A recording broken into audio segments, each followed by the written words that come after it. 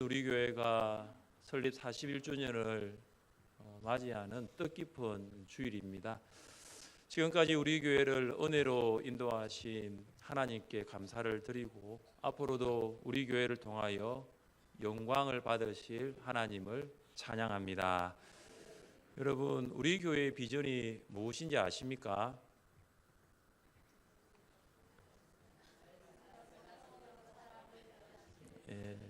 말씀과 성령으로 사람을 변화시키는 교회입니다.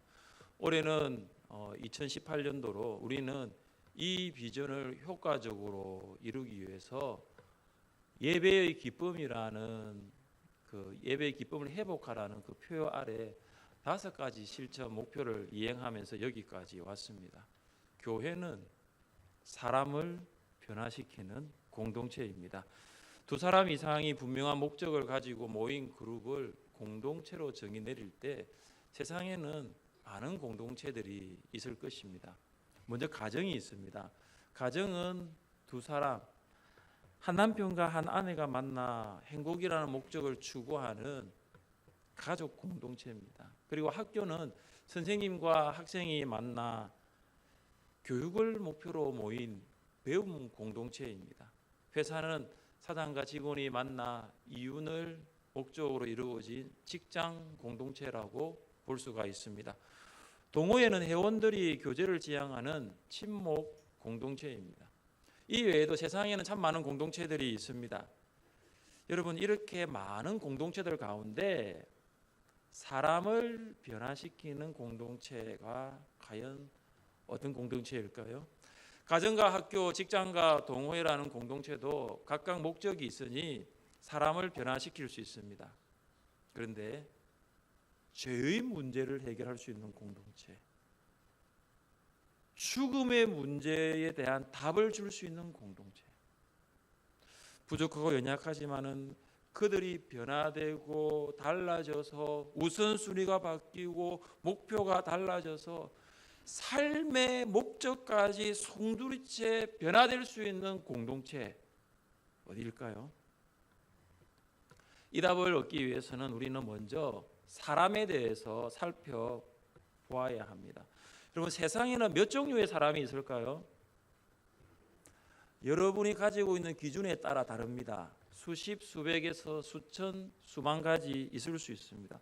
그러나 성경이 말씀하고 있는 사람의 종류는 매우 단순합니다.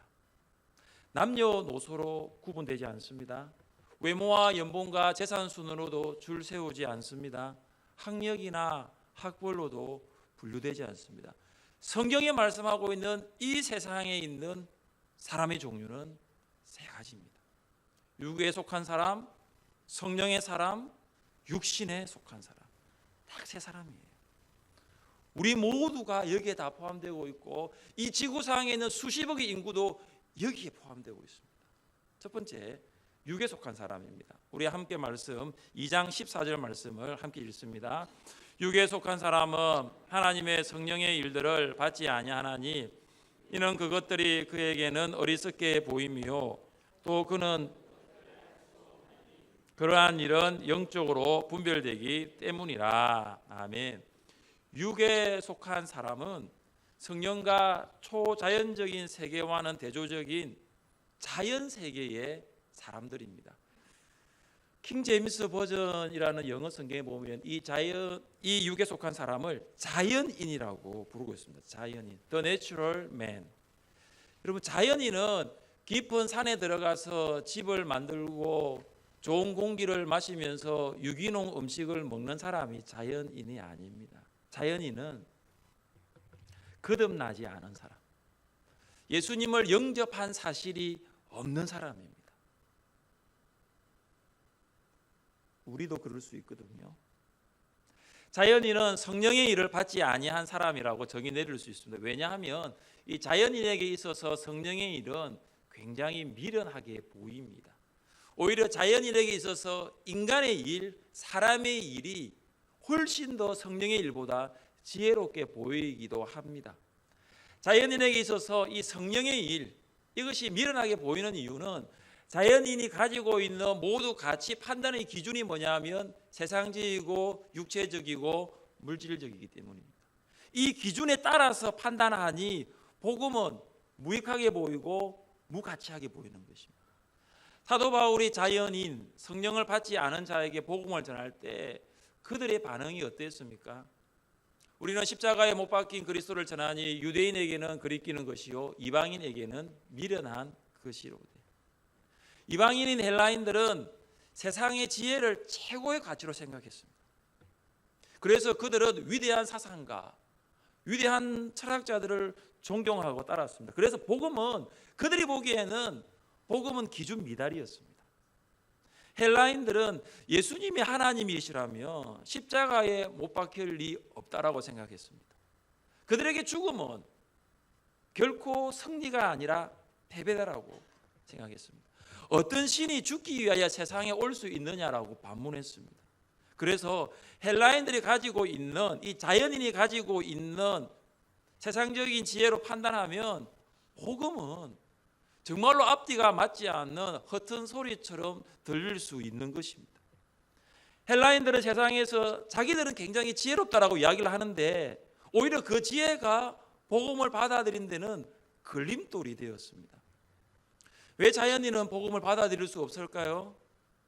복음을 이해할 수 있는 능력이 없기 때문입니다. 복음을 이해할 수 있는 능력이 없는 것은 그들은 이미 죄 때문에 죽었기 때문입니다. 죄의 삭선 사망입니다. 육이 죽은 것이 아니라 영이 죽었습니다. 그 결과로 하나님과 분리되었고 하나님과 떠나 살아갔습니다. 우리는 자연인을 그래서 불신자라고 부릅니다. 불신자는 하나님과 관계가 없는 사람입니다. 우리는 불신자에게 복음을 전할 때 그들은 복음을 받아들일 수가 없는 것이죠. 복음을 받아들일 수 있는 능력이 그들에게 없기 때문입니다. 복음을 받아들이게 하시는 이는 오직 성령이 하시는 일인 줄 믿습니다. 우리는 불신자들에게 복음을 전할 때 그들이 복음을 받아들이지 않는다는 것을 이상하게 여길 필요가 없습니다. 왜냐하면 그들의 가치 판단의 기준은 뭐냐 하면은 성령이 아니기 때문이에요. 세상적이고 육체적이고 물질적입니다. 그래서 우리가 불신자들을 위해서 기도해야 할 제목이 있다면 이것이죠. 세상적이고 물질적인 기준에서 성령의 일을 판단하지 않게 하소서. 그들이 복음을 듣게 될 때에 그들이 그 복음을 받아들일 수 있도록 성령께서 역사하소서. 우리는 과거에 육에 속한 사람, 자연인, 불신자였습니다. 여러분, 우리가 거기에서 변화된 것은 말씀과 성령의 역사입니다. 성령이 사람을 통해서 전해지는 그 복음과 말씀을 들었을 때 성령께서 역사하셔서 우리가 그 복음과 말씀을 받아들일 수가 있었습니다. 말씀과 성령 역사가 아니고서는 우리는 이 자리에 올 수가 없었습니다.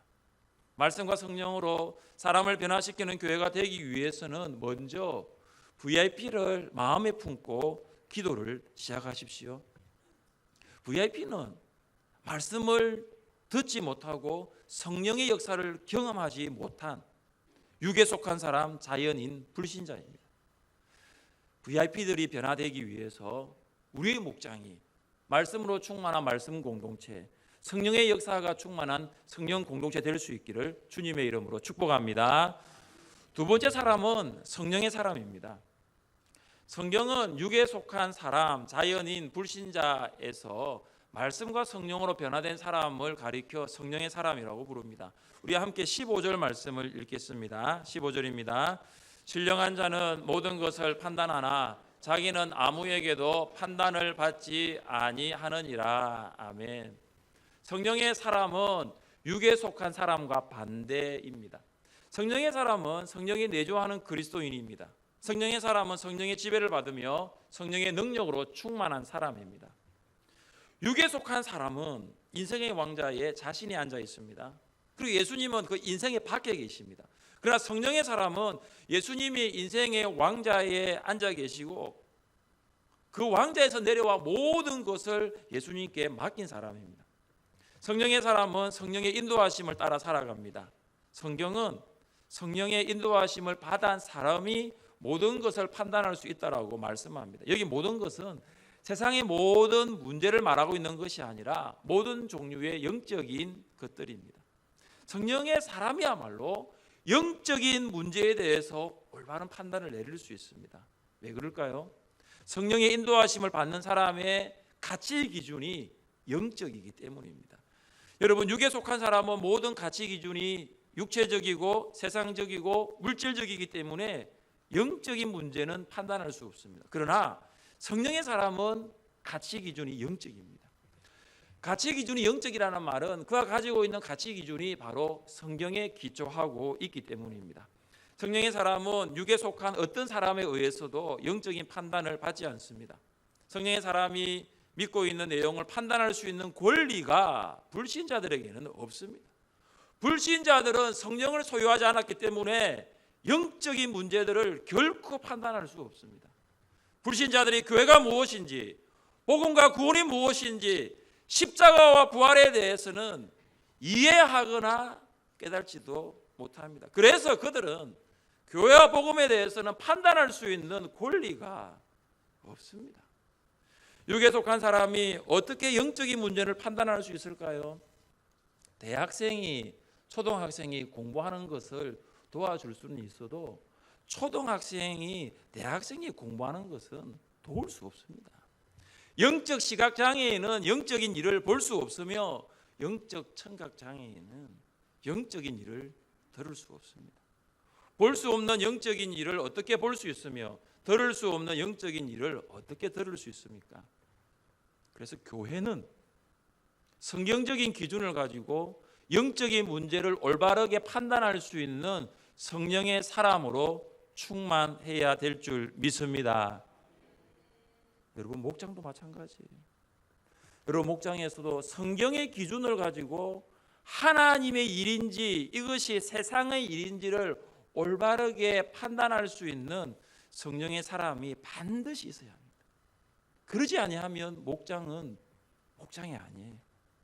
우리 모든 성도가, 우리 모든 모본이 성령의 사람 될 수 있기를 바랍니다. 여러분이 성령의 지배를 받으십시오. 여러분이 성령의 능력으로 충만한 사람 되십시오. 여러분 한 사람이라도 성령의 사람이 된다면 우리 교회와 목장은 사람을 변화시키는 교회와 목장이 될 수 있습니다. 세 번째로 살펴볼 사람은 육신에 속한 사람입니다. 우리 함께 3장 1절 말씀을 읽어보겠습니다. 형제들아, 내가 신령한 자들을 대함과 같이 너에게 말할 수 없어서 육신에 속한 자 곧 그리스도 안에서 어린 아이들을 대함과 같이 하노라. 아멘. 육에 속한 자와 육신에 속한 자가 비슷하게 들리죠. 근데 의미는 다릅니다. 육에 속한 사람은 그의 생에 예수님을 영접한 사실이 전혀 없는 사람입니다. 그러나 육신에 속한 사람은 예수님을 영접했습니다. 하지만 성령의 인도하심을 따라 살지 않습니다. 세상의 기준으로 생각하고 세상의 기준으로 행동합니다.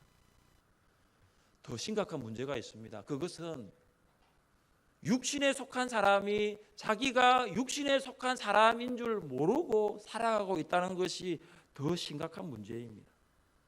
육신에 속한 사람은 성령의 지배를 받지 않고 타락한 본성의 지배를 받아 살아갑니다. 말을 들어보면 육신에 속한 사람인지를 구분할 수 있습니다. 육신에 속한 사람의 말은 말의 진정성이나 진실함이 없습니다. 상대방에게 덕을 세우는 말 이게 아니라 오히려 상대방에게 깊은 상처를 주는 말을 합니다. 생각하고 말씀을 해야 되는데 생각나는 대로 말씀을 합니다. 열매를 보면 육신에 속한 사람인지를 구분할 수 있습니다. 육신에 속한 사람은 예수님은 영접하기는 했지만 열매가 없습니다. 전도의 열매가 없습니다. 말이 진실되지 않으니 불신자에게 복음을 전해도 복음을 받아들일 리가 만무합니다. 육신에 속한 사람은 성령의 열매가 없습니다. 잎사귀만 무성한 열매 없는 무화과 나무와 같습니다. 바울은 육신에 속한 사람을 다른 말로 그리스도 안에서 어린 아이라고 칭합니다.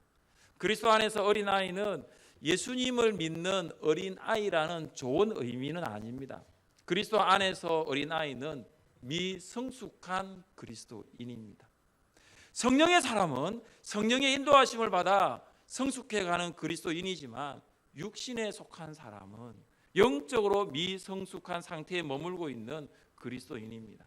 바울은 처음 고린도에 갔을 때 성도들에게 가장 기본적인, 우리로 이야기하면 새가족반 아주 기본적인 성경에 있는 복음 진리를 가르쳤어요. 예수님을 영접하고 구원받은 지가 얼마 되지 않았기 때문에 더 깊은 복음 진리를 가르칠 수가 없었습니다. 그런데 더 심각한 문제는 지금도 못하리라라는 거죠. 처음 복음을 가르쳤을 때보다 시간이 많이 지났어요. 근데 지금도 못하는 거예요. 지금도 더 깊은 복음의 진리를 가르칠 수 없는 거예요. 왜 그럴까요? 고린도 교회 성도들이 신앙이 성숙하지 못해서 여전히 미성숙한 상태, 신앙이 자라나지 않고 정체된 상태에 머물러 있기 때문입니다. 그들은 이미 오래전에 어린아이의 신앙에서 벗어나 성숙한 신자로 성장했어야 했습니다. 아기가 태어나면 엄마의 젖을 먹고 자랍니다. 모유를 먹은 아기는 이유식을 먹어야 하고 이유식을 먹은 후에는 밥을 먹습니다. 부모의 마음이 가장 무거울 때가 언제입니까? 밥을 먹을 나이가 되었는데도 계속 젖만 찾고 있는 아이예요. 젖만 먹는 아이 건강하게 자랄 수 있을까요? 밥을 먹을 때는 밥을 먹어야 하는 거예요. 어린아이의 신앙에서 벗어나 성숙한 신자로 성장하기 위해서는 밥을 먹어야 합니다. 단단한 음식을 씹을 수 있어야 합니다. 교회는 성도들에게 단계별로 성장할 수 있는 양육과 훈련을 제공하고 있습니다. 여러분 주보를 펼치면 2페이지에 목장 나눔이 있습니다. 이 목장 나눔 아래 보면 교회 비전이 있고 그 교회 비전 밑에 보면은 칼라로 인쇄된 게 보이시죠? 여기 보면 중간에 훈련을 통해 성숙을 추구하는 교회가 있습니다. 그 밑에 보면 동그라미가 몇 개 보이시죠? 새가족반, 신앙기초반, 신앙성장반, 성경대학, 제자훈련, 중보기도학교, 큐티학교. 큐티학교는 앞으로 하게 될 텐데 이러한 양육과 훈련 과정이 있습니다. 새가족반은 본교회에 등록한 성도라면 반드시 수료해야 하는 과정입니다. 신앙기초반과 신앙성장반은 지금 하고 있습니다. 신앙의 기본을 다지는 거예요. 그 신앙의 기본 위에 성경대학을 통하여 신앙의 성장으로 나아갑니다. 여러분 성경대학이 좋은 이유가 창세기부터 요한계시록까지 66권의 모든 성경을 본문별로 장절로 공부할 수 있다는 거예요. 시중에 나와 있는 많은 성경 공부가 우리 성경대학처럼 이렇게 가르치는 공부가 아니라 주제별이에요. 저도 부목사로 교회를 섬길 때 크로스웨이를 단연간 가르쳤는데 그 또한 주제별입니다. 그러나 창세기부터 요한계시록까지 제가 알고 있는 성경 공부 프로그램 중에는 지금 우리가 하고 있는 성경대학이 너무나 좋은 거예요. 여러분 앞에 성경대학이라는 밥상이 차려져 있습니다. 마음껏 드시고 이제는 저주로만 먹지 마세요. 특히 교회 리더 되시는 분들, 내가 목자고 내가 이제 재직으로 집사하고 내가 중직자인데 성경은 아셔야 되잖아요. 언제까지 우리가 저주로 먹을 수는 없잖아요. 단단한 음식을 씹어야죠. 그래야 자랄 수 있는 거 아닙니까? 고린도 교회 성도들은 미성숙한 그리스도인이었습니다. 그들이 미성숙한 그리스도인이라는 증거는 시기와 분쟁입니다. 우리 함께 3절 말씀을 읽겠습니다. 너희는 아직도 육신에 속한 자로다. 너희 가운데 시기와 분쟁이 있으니 어찌 육신에 속하여 사람을 따라 행함이 아니리요. 시기와 분쟁은 고린도 교회 성도들이 미성숙한 그리스도인이라는 것을 단적으로 보여주는 증거가 됩니다. 시기하고 비슷한 말이 질투지요. 여러분 왜 사람들이 시기하고 질투하나요? 그릇된 비교 의식에서 출발하기 때문입니다. 여러분 비교하지 않으면 시기하지 않습니다. 그냥 인정하면 되는 거예요. 그런데 비교하니까 시기하고 질투가 생기게 되는 거예요. 그런데 이 시기하고 질투하는 이 감정이 행동으로 나타나고 외적으로 표출되면 분쟁이 되는 겁니다. 싸우는 거예요. 그러면 분열되는 거죠. 여러분 분쟁이라는 이 단어의 의미가 뭐냐면은 찢어진 옷, 갈라진 틈이라는 것입니다. 성도가 서로 비교하여 시기하면 찢어진 옷과 같이 찢어지고 갈라진 틈과 같이 교회가 갈라져서 분쟁이 생기는 것입니다. 고린도 교회 안에는 시기와 분쟁을 일으키는 미성숙한 그리스도인들이 있었습니다. 그들은 교회를 4개의 파벌로 나누어 버렸습니다. 각 파벌은 자신의 파벌이 최고라고 이야기하고 다른 파벌을 시기하고 비교하며 싸웠습니다. 첫째 파벌은 바울파입니다. 바울과 특별한 관계가 있다고 주장하는 사람들입니다. 그들은 바울이 전해준 복음을 듣고 예수님을 영접하였고 믿음 생활을 했던 사람입니다. 바울이 고린도 지역에서 복음을 전할 때에 예수님을 만났고 그들이 고린도 교회의 설립 멤버, 개척 멤버였을 것입니다. 둘째는 아볼로파입니다. 학문이 좋고 성경에 능한 아볼로가 설교를 하면은 많은 성도들이 아볼로의 설교를 듣고 매력을 느꼈습니다. 세 번째는 게바파입니다. 베드로를 추종하는 사람들입니다.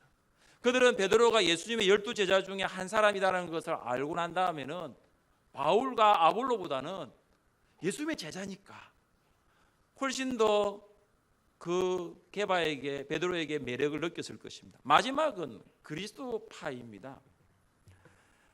바울파, 아볼로파, 게바파라고 이야기하니 우리도 파를 하나 만들자 했습니다. 그래서 우리 파가야말로 진정한 예수님께 속한 파다라고 자부심을 가졌을 것입니다.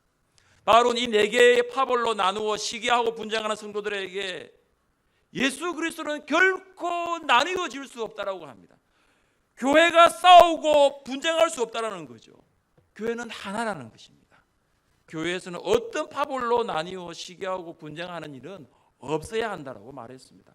바울은 시기와 분쟁이 가득한 미성숙한 성도들인 고린도 교회 성도들에게 무엇을 권면했습니까? 우리 함께 말씀을 읽어보겠습니다.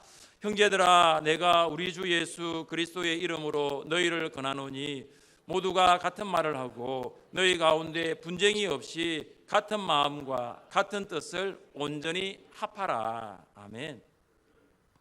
교회가 시기와 분쟁을 하지 않기 위해서는 성도가 같은 말과 같은 마음으로 같은 뜻으로 합하는 것입니다.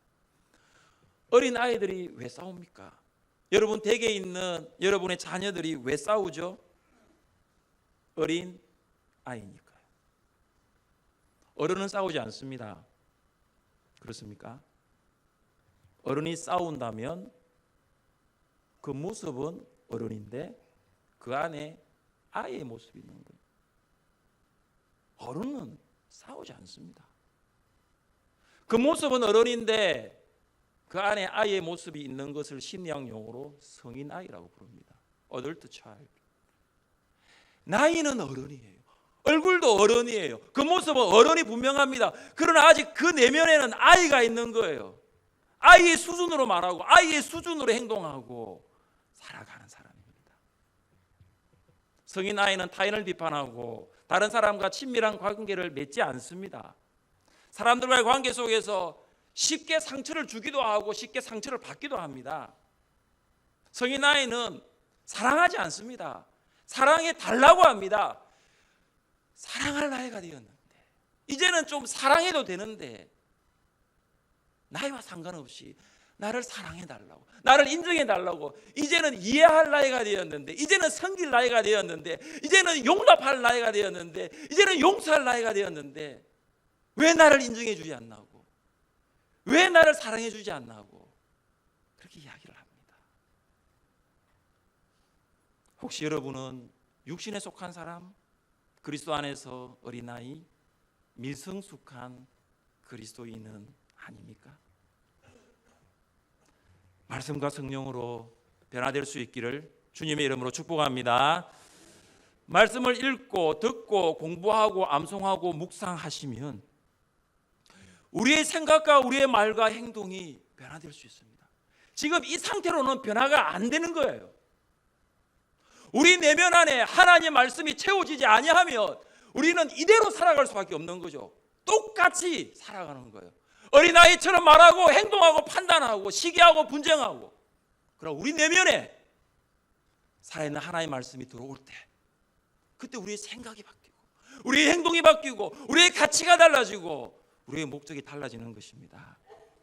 설교 시간에 성경 구절과 중요 문구를 자막으로 보내는 이유는 말씀을 귀로만 듣지 마시고 말씀을 눈으로 볼 수 있는 배려입니다.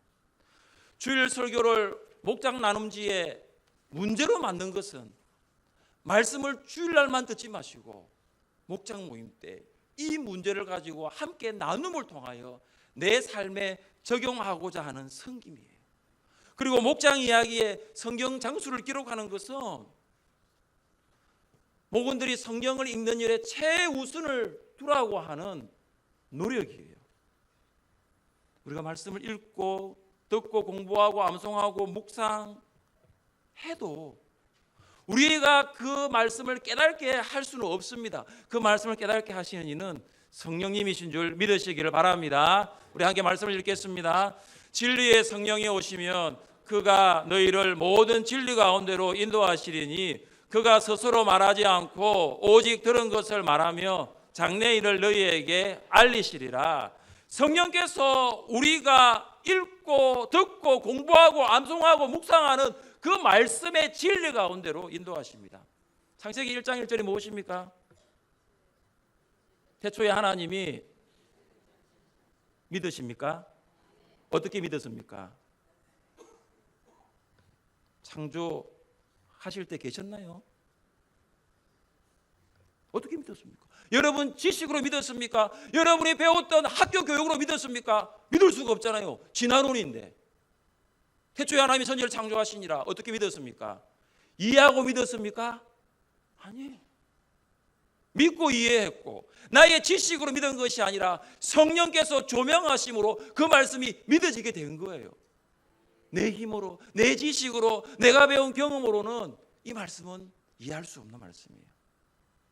성령께서 깨닫게 하지 아니하시면 우리는 말씀 한 구절도 이해할 수가 없습니다.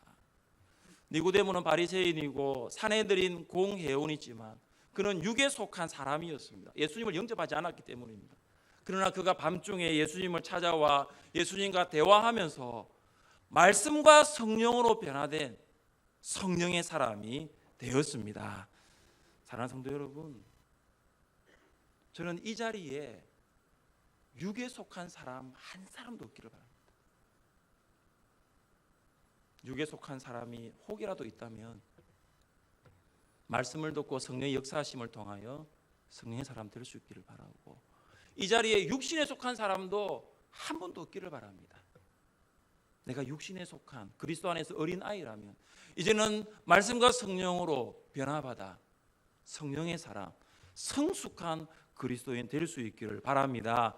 교회 설립 41주년을 맞이하면서 우리 교회가 이제는 성숙한 교회로 나아가고 우리 모든 성도가 말씀과 성령으로 나 자신이 먼저 변화되고 다른 사람을 말씀과 성령으로 변화시킬 수 있는 이런 놀라운 은혜가 여러분과 여러분 가정 위에, 여러분 목장 위에 함께 하시기를 주님의 이름으로 축복합니다.